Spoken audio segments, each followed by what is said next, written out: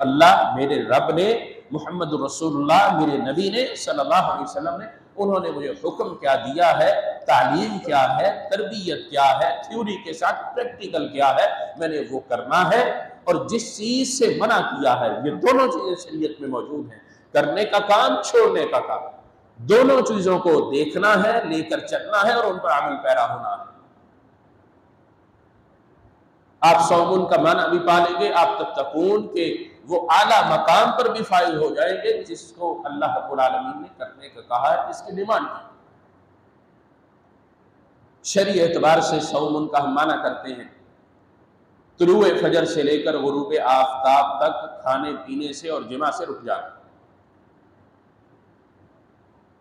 رسول اللہ صلی اللہ علیہ وسلم کی حدیث مبارکہ سے ہمیں یہ بات بڑے اچھے سے سمجھ آتی ہے، کھانے پینے سے رکنے والا اگر دیگر کاموں سے نہ رکے، دیگر برائیوں کو نہ چھوڑے، تو پھر اللہ رب العالمین کو اس کا یہ بھوکے رہنا، یہ پیاسا رہنا قابل قبول نہیں۔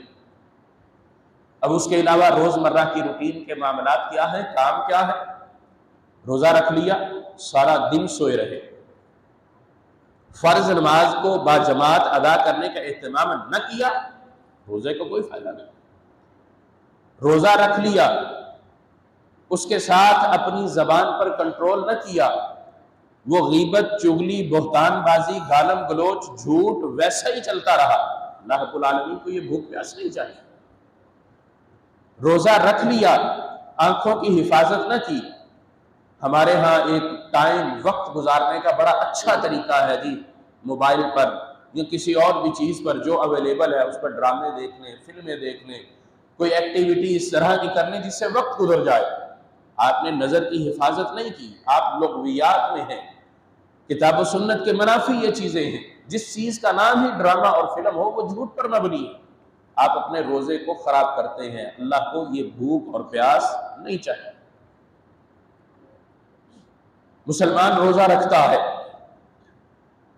اپنے کانوں کی حفاظت نہیں کرتا، میوزک سنتا ہے، گانے سنتا ہے، گالیاں سنتا ہے، جھوٹ سنتا ہے، اپنے ناک کی حفاظت نہیں کرتا، اور سب سے بڑی چیز اپنی زبان کی حفاظت وہ نہیں کرتا، تو اللہ رب العالمین کو ایسا روزہ کسی مسلمان کا نہیں چاہیے۔ رسول اللہ صلی اللہ علیہ وسلم کا بڑی وضاحت سے یہ فرمان موجود ہے کہ جس نے یہ کام نہیں کرنے، ان سے نہیں رکنا، وہ پھر بھوکا پیاسا بھی نہ رہے۔ اللہ کو ایسی بھوک اور پیاس کی قطعاً ضرورت ہے۔ صوم کا معنی کھانا پینا سے رکنا، اور اس کے ساتھ ساتھ دیگر جتنے بھی کام ہیں، جتنے بھی گناہ ہیں جو انسان کے لیے برائی کہہ دی گئی ہے، اس سے اس کو رکنا ہے، ہر صورت رکنا۔ ہم بہت سارے معاملات میں حیل و حجت تلاش کرتے ہیں، کہیں سے کوئی گنجائش نکل جائے، کوئی راستہ نکل جائے، کوئی دلیل، کوئی حوالہ مل جائے، مجھے اپنے دل کو خوش کرنے کا کوئی ذریعہ مل جائے۔ انسان کی خواہش ہوتی، خواہشات دل سے اٹھتی، دماغ کو وہ دیتا، دماغ اس کے بارے میں سوچتا کہ ہاں میری یہ خواہش ہے، میری یہ چاہت ہے، میرا یہ کام کرنے کو دل کرتا ہے، اس کی تکمیل کیسے کروں؟ وہ پلاننگ کرتا، دل اور دماغ دونوں ملتے تھے، اس کے بعد اس کی وہ تکمیل کرتا۔ اگر اس کی یہ خواہش، یہ چاہت، یہ دل کے کرنے کا کام جو اس کو آرڈر ملتا ہے کتاب و سنت کے دائرے میں ہے تو بخوبی کرے۔ اگر وہ اس کے منافی ہے، اس کی ذاتی خواہش ہے، کتاب و سنت اس کو منع کرتی ہے، اللہ اور اس کے رسول اس کو منع کرتے ہیں، تو پھر اس کو یہ سر انجام نہیں دینی، اس کے لیے صوم ان کے منافی چیز ہے، اس کو اس سے باغ رہنا ہے، اس سے منع ہونا۔ اور اگر کرنے کا کام شریعت نے اجازت دی ہے تو پھر دوسرا کام بھی یہاں پر کرنا۔ میرا دل کر رہا ہے نفل نماز میں پڑھوں یا تلاوت کروں، اب مجھے دوسری چیز یہاں پر یہ دیکھنی ہے کہ نماز میں نے اس طریقے پر پڑھنی ہے جو طریقہ مجھے بتلایا۔ قرآن مجید کی تلاوت میں نے اس طریقے سے کرنی ہے جس طریقے پر اللہ نے نازل کیا، محمد رسول اللہ نے کر کے سکھلایا۔ اپنی مرضی یہاں نہیں کرنی۔ عمل نیک ہے، اس چیز کو نوٹ رکھیں، یاد رکھیں۔ ہم سمجھتے ہیں شاید نیکی کا کام کوئی بھی جو میرا دل کرے وہ نیکی اچھائی ہے، اور اچھائی ہو بھی، لیکن کتاب و سنت اگر اس کو اچھائی نہیں کہتی تو اچھائی نہیں، یا وہ اچھائی میں اپنے طریقے پر کروں یا اپنے بڑے کسی کے بتائے ہوئے طریقے پر کروں اور کتاب و سنت کے منافی وہ طریقہ ہو تو وہ بھی قابل قبول نہیں۔ کرنے کے کام میں دو چیزیں دیکھنی، کتاب و سنت میں ہے اور اس کا طریقہ بھی ہے، اس کے مطابق کروں گا تو اللہ کے ہاں قابل قبول ہے، ورنہ اللہ کو اس کی بھی قطعاً کوئی ضرورت نہیں۔ ایک مسلمان کی ذمہ داری ہے، اللہ رب العالمین نے اس کے ذمہ داری کے اندر یہ چیز رکھی ہے، بطور مسلمان ہمیں اس کو سیکھنا ہے، جاننا ہے، سمجھنا ہے اور پھر اس پر عمل کرنا ہے۔ جنت کا حصول اللہ نے آسان بھی بنایا ہے اور مشکل بھی ہے۔ ہم سب جو تگ و دو کرتے ہیں، اعمال کرتے ہیں، محنت کرتے ہیں، اللہ کو تو کسی عمل کی ضرورت نہیں، کیوں کرتے ہیں؟ اس وجہ سے کرتے ہیں، اس سبب سے کرتے ہیں کہ اللہ ہم سے راضی ہو جائے اور اس رضامندی کے بدلے اللہ رب العالمین ہمیں جنت کا داخلہ دے دے۔ یہی ہے، یہی جو سجوع اور محنت ہوتی ہے، صبح سے شام تک بھوکے رہتے ہیں۔ لیکن اگر اس صبح سے شام تک بھوکا رہنے کے باوجود، بڑے سے بڑا عمل کرنے کے باوجود اللہ کی رضا ہی بندے کو نہ ملے، اس رضا کے بدلے، اللہ کی رحمت کے بدلے اس کو جنت ہی نہ ملے، تو پھر ایسا کرنے کا کام فائدہ مند تو نہیں ہوا۔ ہم بخوبی اس چیز کو سمجھتے ہیں، اللہ نے ہمیں عقل دی، ذی شعور ہیں، لیکن بھول جاتے ہیں، ذہن سے نکل جاتا ہے، دنیاوی معاملات کے اندر الجھ کر اپنے اصل مقصد سے دور ہو جاتے ہیں، اور اس اصل مقصد کی تکمیل ہی تکون ہے۔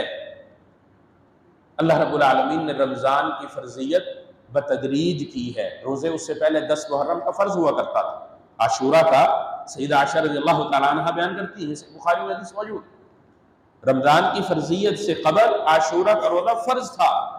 اللہ رب العالمین نے جب 2 ہجری میں رمضان فرض کیا مدینہ میں بعد ہجرت کے، تو پھر وہ نفل ہو گیا، جو رکھنا چاہے رکھ سکتا۔ اور پھر اس کی فرضیت شام ہونے کے ساتھ ہی جو سو گیا اس کی سحری ہو گئی، مغرب سے عشاء سمجھ لیں اتنا وقت ہے اس کے پاس افطار کا، بس۔ اللہ رب العالمین نے اس میں بھی پھر تخفیف کر دی، احل لکم لیلۃ الصیام الرفث۔ اس آیت مبارکہ کا جو سبب نزول ہے وہ یہی، صحابی کھیتوں میں کام کر کے آئے تھے، گھر آئے، افطار کرنے کو کچھ نہیں تھا، گھر والی نے کہا میں ہمسایوں سے پتہ کرتی ہوں، اتنی دیر میں سو گئے۔ انہوں نے کہا آپ تو سو گئے، آپ کا افطاری کا ٹائم ختم ہو گیا، اگلا روزہ شروع ہو گیا۔ شریعت پر عمل کرنے والے یہ لوگ تھے، یہ نہیں کہا کہ میں تو صبح سے سحری کی بھوکا کیسے روزہ رکھوں گا، رکھ دیا، رات گزر گئی، اگلے دن پھر کھیتوں میں کام کرنے نکل گئے، حالت خراب ہوئی، بے ہوش ہو کر گر گئے۔ اللہ رب العالمین نے عمل میں تخفیف کر دی۔ اس کے بعد پھر غروب آفتاب سے لے کر طلوع فجر تک اللہ رب العالمین نے ہمیں وقت دے دیا کھانے پینے کا بھی، اور باقی جو دن کے وقت روکے جانے والے کام ہیں ان سب تخفیف ہو گئی۔ اللہ نے اتنی رعایت دے دی، اس کے باوجود بھی ہم اس میں اگر سستی کریں تو پھر کیا خیال ہے اللہ رب العالمین کی رضامندی دستیاب ہوگی؟ نہیں۔ اس کی مثال اسی طرح ہمیں سمجھنی چاہیے، ایک کلاس روم ہے، ایک ٹیچر پڑھانے والا ہے، اس کلاس میں سے 2-3 بچے شرارتیں کریں، ٹیچر کو پڑھانے نہ دیں، اس کو تنگ کریں، تو ٹیچر کا رویہ پوری کلاس کے ساتھ کیا ہوتا؟ یا چھوڑ کر چلا جاتا ہے، بھی کر لو جو کرنا، یا وہ ان سے ناراضی کا اظہار کرے گا، یا امتحان سخت کرے گا پوری کلاس کے ساتھ۔ یہی معاملہ ہمارے ساتھ بھی ہے۔ ہم سمجھتے ہیں شاید میں عمل کر رہا ہوں بس کافی، نہیں، ہم جس معاشرے کا حصہ ہے اس معاشرے میں تمام مسلمانوں کو وہ عمل کر رہا ہے۔ اللہ کی رضا پھر ہے۔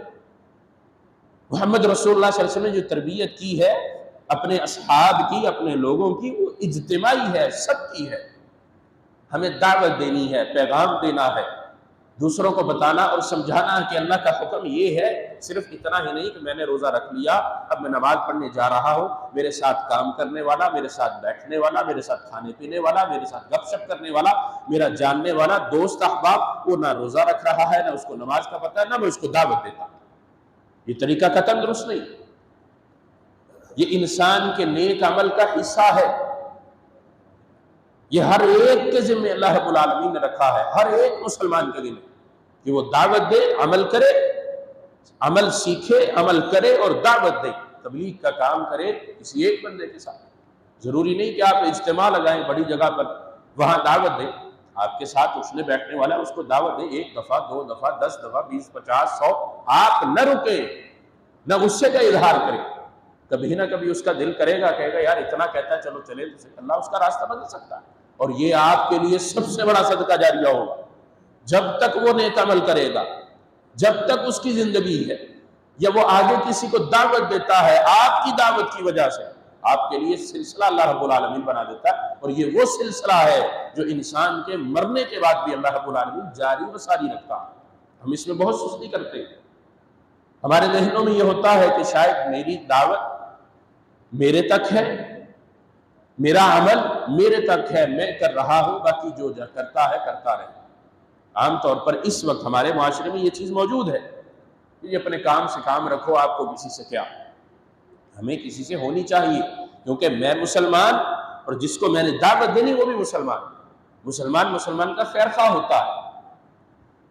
اللہ رب العالمین نے یہ ہمیں مہلت دی ہے، سہولت دی ہے کہ ہم اپنے رب کو راضی کر لیں. اس ماہ مبارک کی عبادات کر کے اپنے رب کو راضی کر لیں، اور اس کی عبادت کے لیے ہمیں اپنی باقی چیزوں کو ترک بھی کرنا پڑے، چھوڑنا بھی پڑے تو چھوڑ دینا چاہیے. میں ایک مثال دے کر بات ختم کرتا ہوں. امام مالک رحمہ اللہ، امام دار الہجرہ، مدینہ میں ان کا بہت بڑا حلقہ لگا کرتا تھا. موطا امام مالک کے مصنف ہیں، آپ کے پاس شاید یہاں مسجد میں ان کی حدیث کی کتاب ہوگی. رمضان المبارک کے آنے کے ساتھ ان کا جو فتوے کا کام تھا وہ رک جاتا، حدیث کا جو درس تھا وہ ختم کر دیتے، روک دیتے. کس وجہ سے؟ رمضان ہے، یہ قرآن کا مہینہ ہے، قرآن کے ساتھ تعلق کو مضبوط کرنا. یہ امام مالک رحمہ اللہ کا عمل ہے، اور محمد رسول اللہ صلی اللہ علیہ وسلم کا عمل آپ کے سامنے، آپ نے بہت سنا ہوگا کئی دفعہ. اور یہی تابعین سے ہمیں اس طرح کی چیزیں بھی ملتی ہیں، جن سے یہ ملتا ہے کہ اذان فجر 30 سال سے ہو رہی ہے اور وہ نماز مسجد میں ہوتے. اذان فجر.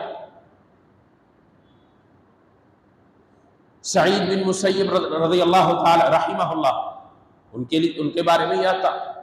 ربیعہ بن یزید رحمہ اللہ، ان کے بارے میں یہ آتا. 40 سال گزر جاتے ہیں، اذان فجر ہوتی ہے اور وہ مسجد میں ہوتی. یہ اللہ کے ساتھ تعلق کو مضبوط کرنے سے اللہ رب العالمین ان انعامات سے دنیا میں بھی نوازتا. رمضان اللہ نے دیا ہے، اپنا محاسبہ انسان کو کرنا چاہیے. میں معاملات کس طرح پیچھے کرتا رہا ہوں، اب تک کیسے کر رہا ہوں. اللہ نے پھر رمضان میری زندگی میں دیا ہے، میں اپنے معاملات آج ٹھیک کر لوں. قرآن کے ساتھ میرا تعلق کیسا ہے، عبادات میں نماز سب سے اوپر ہے، اس کے ساتھ میرا تعلق کیسا ہے، اخلاقیات کے اندر تعلق کیسا ہے، معاملات میں کیسا ہوں. حقوق اللہ مکمل کے مکمل اور حقوق العباد مکمل کے مکمل، ان سب کو چیک کرنے کا اللہ رب العالمین نے ہمیں یہ لیبارٹری ایک قسم کی دے دی ہے. اگر میں ادھر سرخرو ہو گیا، اپنے آپ کو میں بدلنے میں کامیاب ہو گیا، جیسے رمضان سے پہلے تھا ویسے رمضان میں نہ رہا، رمضان کے ختم ہونے تک میں نے اپنے آپ کو بدل لیا، اپنے آپ کو رب کے قریب کر لیا، تو میں کامیاب ہوں، کامران ہوں. اگر نہ کر سکا تو پھر میرا یہ بھوکا پیاسا رہنا بھی ضائع ہے. میرا رمضان آیا، اللہ کی نعمتیں آئیں، وہ بھی چلی گئی، اور اللہ نے اس کے بارے میں سوال پھر مجھ سے ضرور کرنا ہے. اور اللہ رب العالمین نے اس کو بڑا انعام دینا ہے، اس کو بڑا انعام دینا ہے. کس کو؟ جس کی زندگی کے رمضان زیادہ ہوں گے. رمضان المبارک بابرکت مہینہ، اللہ رب العالمین ہمیں اس کی برکتیں سمیٹنے کی توفیق عطا فرمائے. یقیناً انسان کو یہ چھوٹی چیزیں محسوس ہوتی ہیں، لیکن اللہ رب العالمین نے اس امت کے ساتھ یہ فضل کیا ہے، یہ انعام رکھا ہے کہ چھوٹا عمل اجر بہت بڑا، ایک روزے کا اجر بہت بڑا. اللہ رب العالمین نے خود اس کا اجر دینا ہے، خود اجر دینا ہے. باقی اعمال اللہ رب العالمین نے بتا رکھے ہیں، لیکن یہ اتنا بڑا عمل ہے کہ اللہ کہتا ہے کہ اس کا اجر میں دوں گا. الصوم لی وانا اجزی بہ. اب ہمیں روزہ بھی پھر ویسے رکھنا چاہیے کہ ڈائریکٹ اللہ سے ہم نے اس کی جزا لینی ہے. عمل بھی ایسا ہونا چاہیے. اللہ رب العالمین ہمیں ایسا ہی عمل کرنے کی توفیق عطا فرمائے. اللہ رب العالمین ہمیں یہ رمضان المبارک بھرپور بنانے کی توفیق عطا فرمائے. عبادات کے اندر جیسے رسول اللہ صلی اللہ علیہ وسلم خود بھی اور اپنے گھر والوں کو بھی کمر کسایا کرتے تھے، کمر کسا کرتے تھے، ہمیں بھی اللہ رب العالمین توفیق دے کہ ہم بھی اس کے لیے کمر بستہ ہو جائیں، کمر کس لیں اور اللہ کو راضی کر لیں اور اللہ ہم سے راضی ہو جائے۔ وآخر دعوانا الحمدللہ رب العالمین۔